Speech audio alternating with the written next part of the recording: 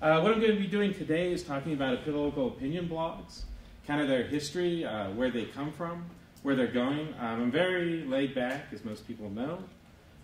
So if you have any questions, please raise your hand. I'll be asking you questions. I guess there was an election last week, right? Now let me add, I won't put Kyle on the spot. Promise I won't. Well, let me ask a question of you. Who was the first presidential candidate you voted for?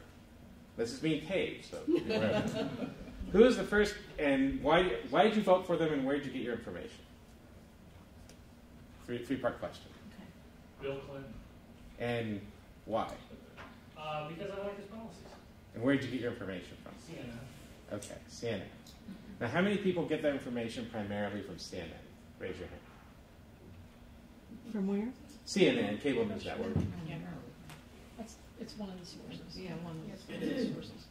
So how many people get their information from political blogs?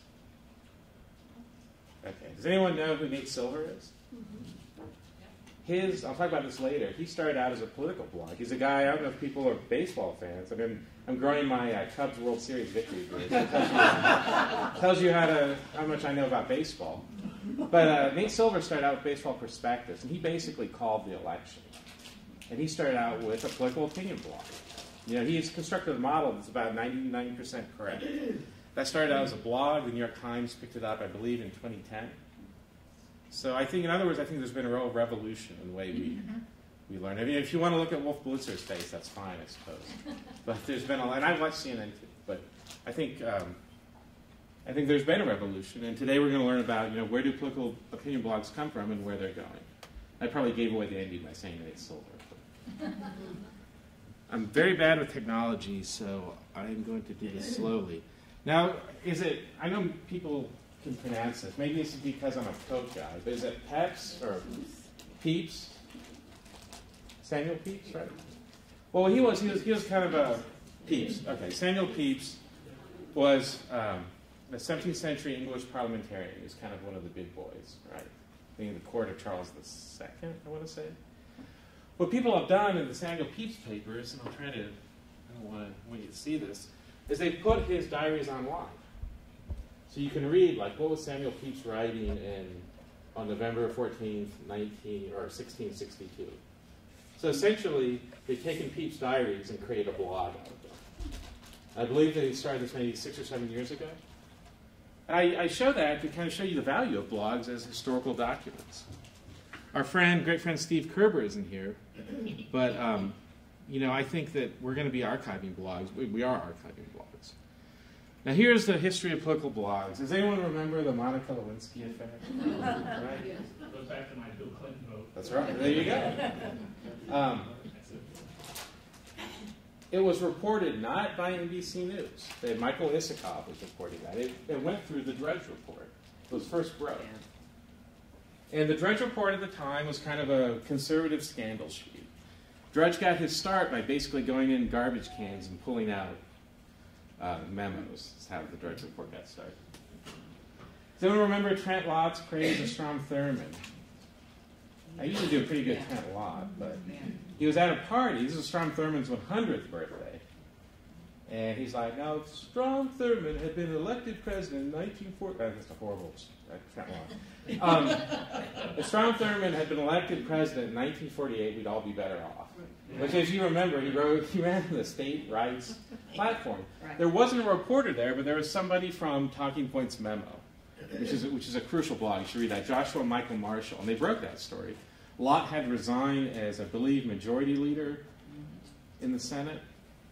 Because, you know, basically saying the Confederacy should have won is not really good politics in D.C.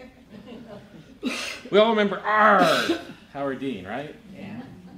Dean was revolutionary in the sense that MoveOn.org, and he really used the internet. So Dean was important because he used internet sources. People got organized.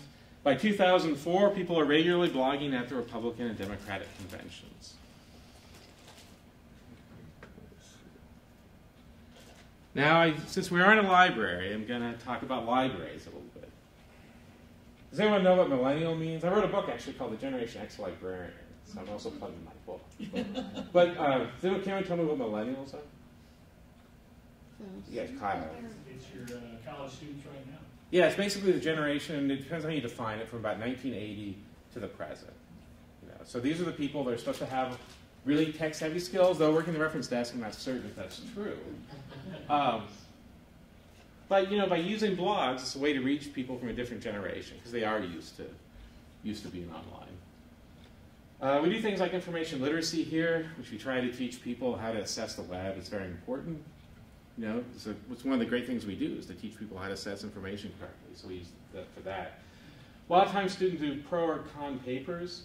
So you can think of this as kind of a supplement to the Congressional Quarterly Researcher, because political opinion blogs are all out there. You know, so you take something from the New Republic, maybe take something from The Nation, you know, or something from National Review.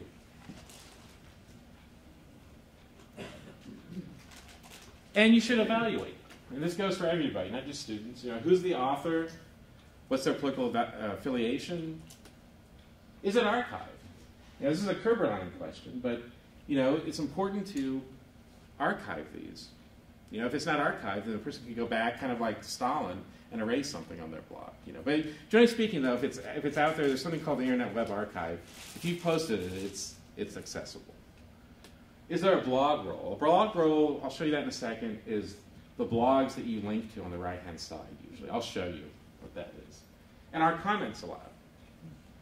I mean, I don't know how, I mean, I tend to not be on the internet because I have to be on the internet for work, but if you're on the internet, if you notice comments to blogs, they tend to deteriorate after about the third or fourth one. There's something called Godwin's Law, which once you mention Hitler, the discussion's basically over. And so you can just go down and look at comments and they just deteriorate into, you know, are you Mussolini or Pol Pot? So you need to look at the comments. And the print magazine blogs, there's two kinds really. There's print magazine, there's a standalone. The print magazine, they're associated with magazines like the New Republic, the Nation, National Review. So they kind of come out, I think, of a more substantial literary tradition, right? Everyone knows the New Republic's been around for about 100 years. National Review has been around since the 1950s. The Nation since 1865. So these are pretty substantial political opinion magazines. Obviously, they tend to reflect the ideology of the host magazine. You know, Nation is liberal, National Review is conservative, New Republic is schizophrenic, basically. Oftentimes, they refer to articles in the print magazines. And they also kind of talk back and forth. You know, somebody will post something in National Review online, and somebody at the New Republic will respond to it. Let me scroll down here. My tech skills are still in the year 1985, so. Okay, here's an example of the New Republic. I think they've really done a good job. I'll click on the link in a second. I just want to talk about this. They did a terrific job covering the election. Their Election 8 coverage was good. Nate Kahn does a very good job. Also, John Judas used to write for them. And their blogs are organized into discrete columns. They're also organized chronologically, kind of a blended format. I'm going to go ahead and click on this. I'll show you what it looks like. What I need to, let me, this would have happened. I'm just going to type in www.tnr.com. I guess later. Give you a good idea what it looks like.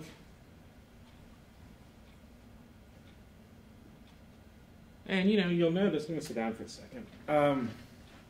You notice it's pretty well organized, you know. On the right-hand side, you have the plank, which is kind of a day-to-day dialogue.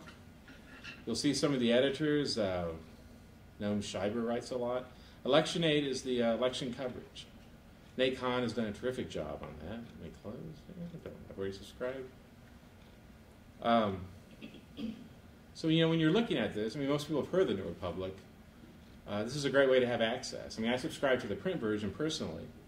But here you get stuff, you know, from Paula Broadwell. So has anyone here not had an affair with John Petraeus at this point? Here's the Paula Broadwell. And you'll notice that there's 8 comments. If we want to look at shirtless G-Man photos, we can. Not really my thing, but. And you'll notice, just looking at this, there's 8 comments. Let's see what the comments are, if it's already deteriorated into Petraeus as Hitler or something. Article. well written. Usually these things deteriorate.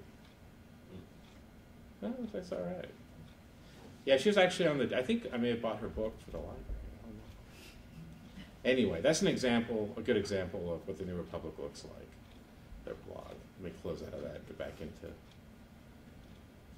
Let's go to the next slide here. National Review Online has a terrific blogging. It's called The Corner. They were actually ahead of the New Republic. Jonah Goldberg, you might remember his, actually, go back to Lewinsky, his mom, Lucianne, was involved in that scandal. Jonah Goldberg, I think, does a very good job with organizing The Corner. It's excellent. And they do about as good a job as the New Republic does. I'm not going to look at it because we just looked at it at the New Republic. But I would say National Review is up there. Now let's go to the standalone blogs. These are the more entrepreneurial ones. The Drudge Report was an entrepreneurial blog. He started that on his own. They tend to be more ideologically extreme because they're not tethered to an organization. There's no editor at the New Republic telling them, Obama is a secret Muslim may not be a good selling point, or it's not rational. They're more personal. I don't know if you noticed a lot of things about blogs is some of them you get to know what a person had for dinner, what they had for lunch, can be kind of tedious. It's otherwise known as Facebook. So, and they're also more like diaries. So they're kind of like I would say they're more like the Pepys one, yeah, mostly. Let me scroll down. Examples of the standalone blogs. Talking Points Memo. We talked about that earlier. I'm actually just going to cut and paste this. I think I can do that. I'll just type it in. This was the one I talked about earlier that broke the Trent Lott story. I'll just type it in.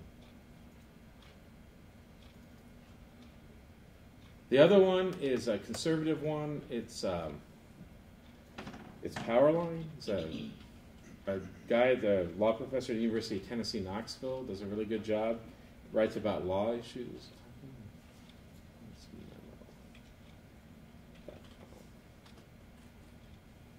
And what Joshua Michael Marshall has been able to do is they're hiring reporters for this. So he took a blog. Marshall was I think he got his PhD in American in history, American University.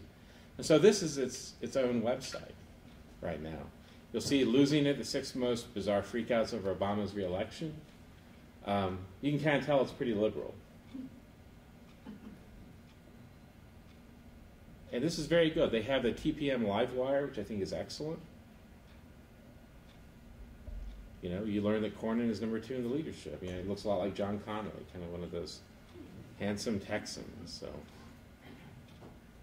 and we have an independent. Angus King out of Maine is going to caucus with the Democrats. So he and Bernie Sanders are forming the New England Independent Coalition. So this is a very good website. If you only have to look at one website, go to Talking Points Memo. It is liberal, so you're going to get the liberal perspective, but it's very good. What are the value of blogs, right? Why am I here wasting your time, right, talking about it? Why did you pay $8, right? It provides a record of political discourse. If you think of the run-up to the Gulf War, Gulf War II in 2003, there were a lot of conservative bloggers urging that we invade. There was a lot of echo, there was a lot of noise. And I think that's useful. I think that would be as useful as looking at newspapers in 1965 talking about our invasion of our military intervention in South Vietnam. They also serve as meta-linking sites. If you log into a blog, you'll get 8 or 9 links to maybe other blogs in the blog world. So it's kind of a way to capture, if you have a good blogger, maybe it'll have a link to the Washington Post and 10 other bloggers. It highlights the important news articles. I can imagine, we have LexisNexis, which covers newspapers. But I would imagine if you did a search for David Petraeus, the last 2 or 3 days, a lot of blogs are going to be talking about it, as we just saw, the New Republics. And you can kind of correct the excesses and mistakes of the mainstream media. In some ways, these blogs can act as whistleblowers, right? If there's something on the CBS TV News that's wrong, and then, we have experts. There was a historian, I can't recall his name. Steve Hansen would probably know. It's he wrote a book on gun control, gun rights in colonial America, like in the 18th century. And essentially, he got it wrong. There were conservative bloggers that pointed out his facts. I can't remember his name. I don't think he got lost his job because everyone has, if you have tenure, you can't get fired, basically. But can't remember the name. But this was maybe 10 years ago. But yeah, his book had serious flaws, and a lot of gun rights people looked that up and are like, wait a second, he used probate records incorrectly in the 1770s. I think is what the problem was. So blogs can act as whistleblowers in a sense. Or maybe that's too strong of a word. They can act as maybe citizen editors, right?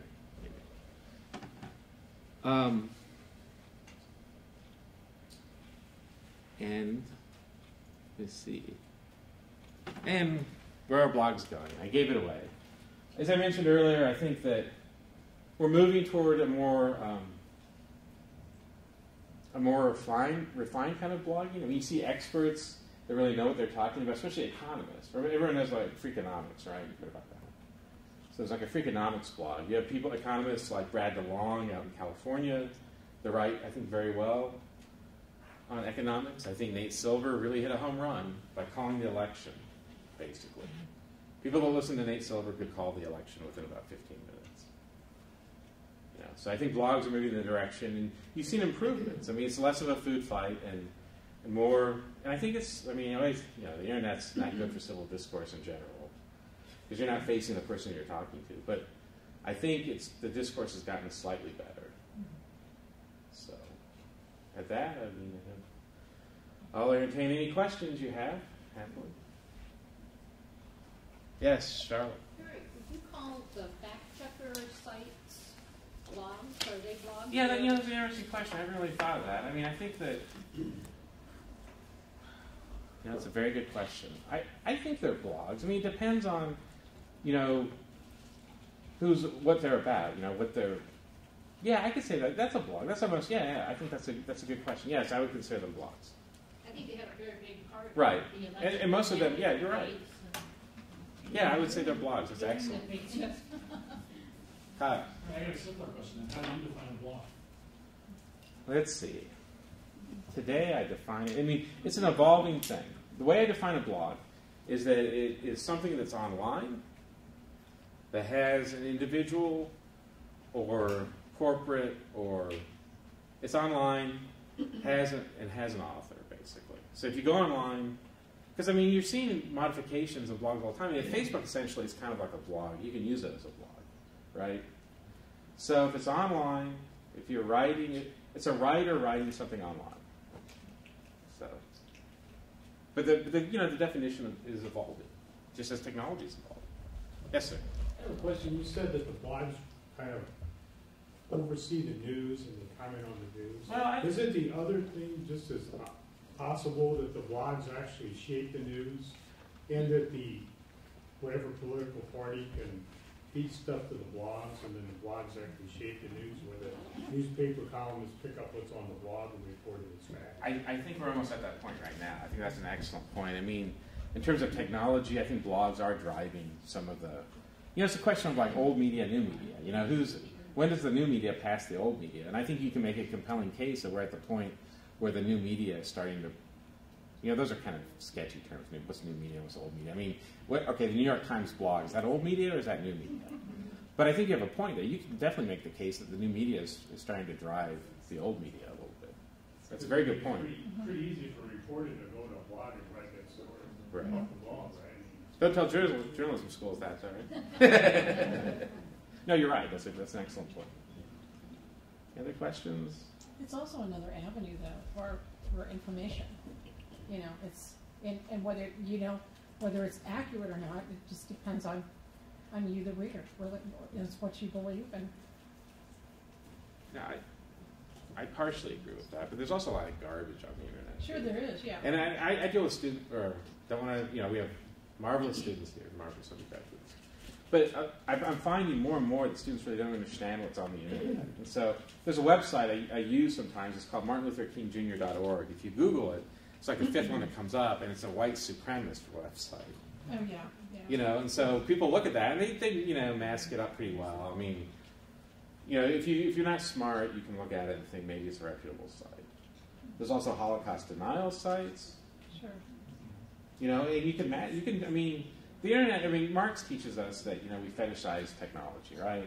And I think that we're fetishizing a little bit Yeah, but that's what I'm saying is that Yeah. you can, you can look at that site and an individual can say it is either one way or the other. Yeah, no, but I'm not trying to, I'm not trying to, them, I'm not trying to argue for like censoring or anything like Right. that. But I mean, if you have a laptop and think about 20 years ago. I mean, if you have a laptop now, a fairly reasonable Wi-Fi connection, maybe you have a good library subscription, you can access any newspaper off the world. 20 years ago, you couldn't do that. And I think that's a good thing, mostly. Yes, ma'am. How do bloggers get paid?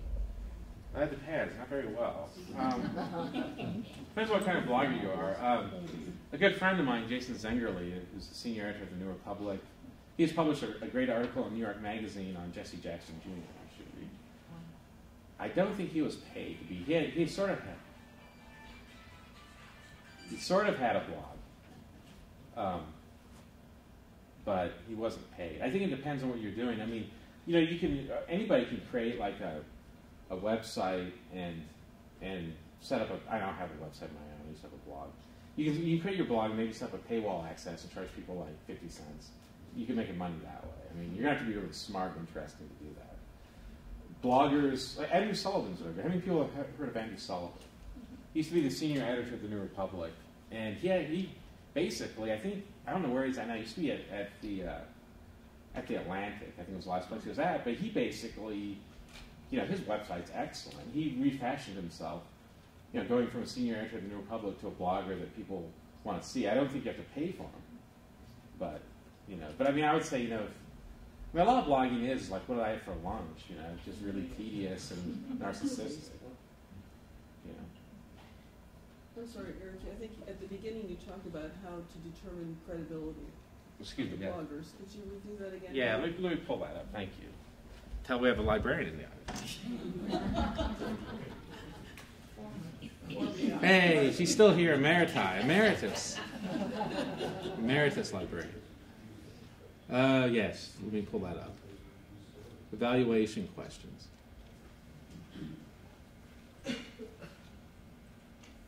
Because it seems like you're saying, initially when blogs got started, there was kind of everybody can do this. So Yeah, it's a cult of the amateur. Yeah. I mean, we all remember Time magazine. It's the most narcissistic thing. I was listening to Carly Simon. I was looking at this, but it was like, man of the year, you. It was like a mirror. Great. Anyway, these are really good evaluation questions. Who's the author? The political affiliation? Is it archived? Because if it's archived, then that gives you some. Steve Kerber can tell you this. It gives you some substance. Is there a blog role? So, thank you for the prompt. How about another library-related? Most people, I don't think, are aware of the fact that search engines like Google's tailor the search results to previous searches. Right. That's an excellent point. So it's another thing in terms of information literacy to know that what you're getting, if you're a liberal, is probably going to be liberal blog-related results. And so trying to look at both sides of an issue, you often have to use a different computer, go to the library and get different results. That's right. Talk to the librarian. Go to their web guide.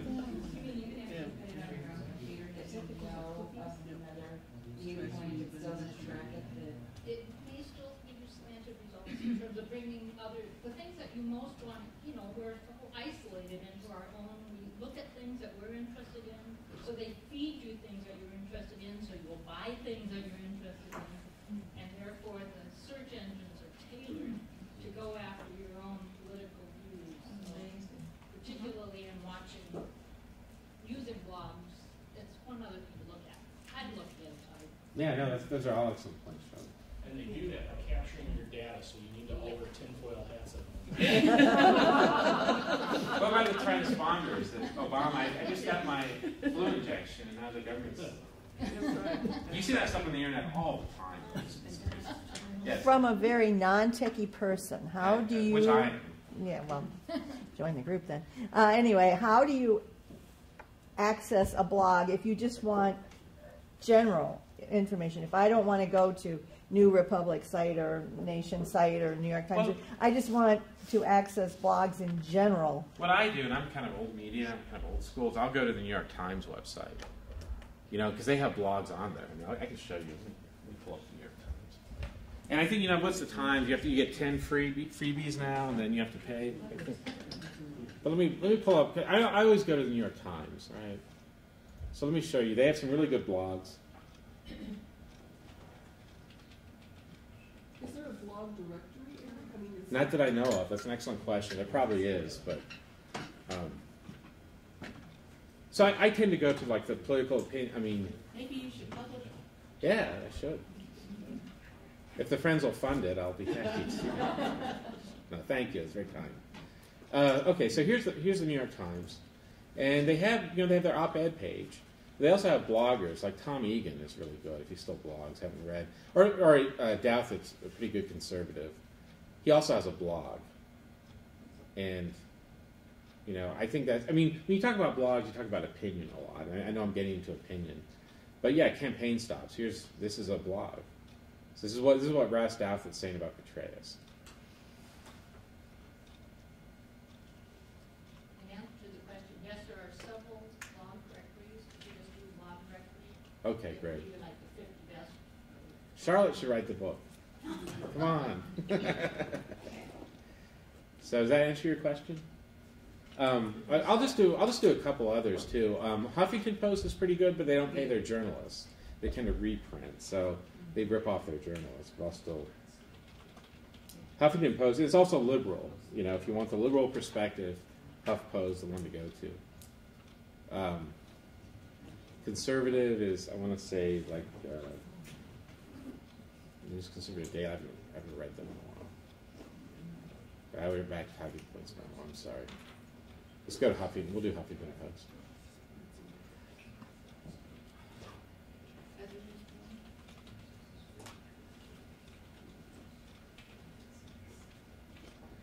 Yeah. Okay, so the Huffington Post is a pretty good. What's the one? Daily Caller is good. Tina Brown edits that. Who used to edit the New Yorker. Ran the New Yorker into the ground, actually. But, so here's and look, you know, here we have a press conference with President Obama. I'll show you one more. I'll go to Daily Caller. And you know, you just write down the URL, and I mean, my vision is really bad, so I got to do this at night. But, Daily Caller.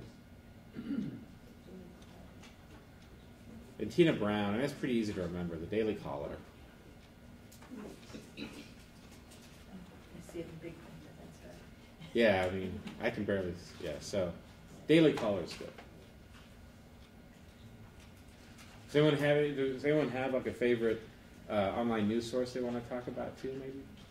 Those are some of the ones I go to. Arts and Letters Daily. That's great, yeah, I love it. Actually, I bookmarked it on my computer.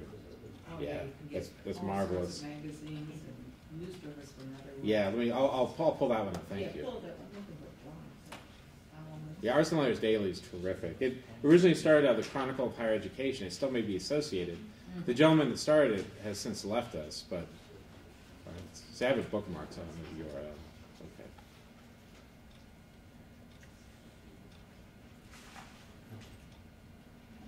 Yeah, it's great. This is a great website. Thank you.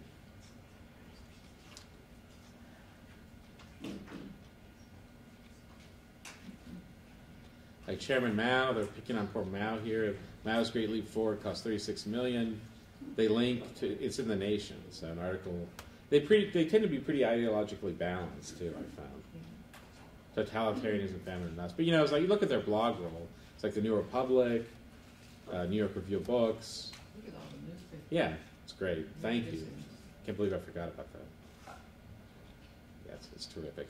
Arts and Letters Daily, www.aldaily.com. Is political blogging international? Yeah, it is international. Yeah, I mean, you go to like some of the okay, we'll go to the German one.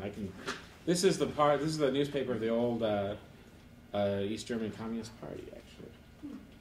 Neues Deutschland, New Deutschland. I can read German. I can't really speak it. Is this something that they can shut off in foreign countries? Depends on the country. They're talking about China. block. Yeah, China can block anything it wants. It's a Stalinist capitalist state. Okay, let me go to Sozialistin Tag means day in German. Yeah, or you can go if you want to look at how the Cuban Revolution is going. You can go to Granma. So Neues Deutschland, Sozialistische Tagesstunden, like Times Daily. I can't really speak it. Yeah. Like there's a general strike in Spain and Portugal. Right. So that's a good international one. I think they have an English edition. Der Spiegel is really good, and they have an English edition. I tend to try to read it in German, though, if I can. So they have a separate header there, Erik, that says blogs. Is that? No, you see, yeah.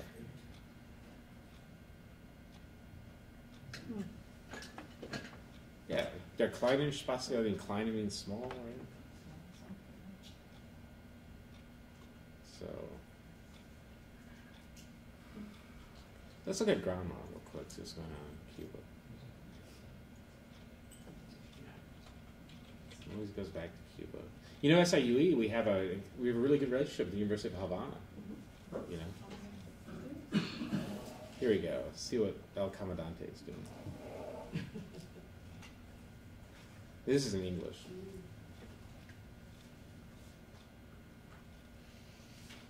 So, the Sandinistas won the municipal elections in Nicaragua. So, anyway, there's a lot of sources on the internet. You know, that's something I didn't grow up with, or most of us didn't grow up with. You know, it's a rich source of information, but my concern is that, you know, we're fetishizing technology. We're turning technology into the solution, but it's only a tool. I'm still enough of a Marxist, please. So, does anyone have any other questions? Be happy to answer them. Give you your $8 worth. Keeps me out of a faculty. No, I'm kidding. So if we wanted to do something, we could come in and ask for you, and you would Yeah, I'd be happy to help you. Yeah. go through something. Yeah, you know, I'd be happy to. Just email me, and you know, we can set up an appointment. So. Well, thank you very much. Well, thank you.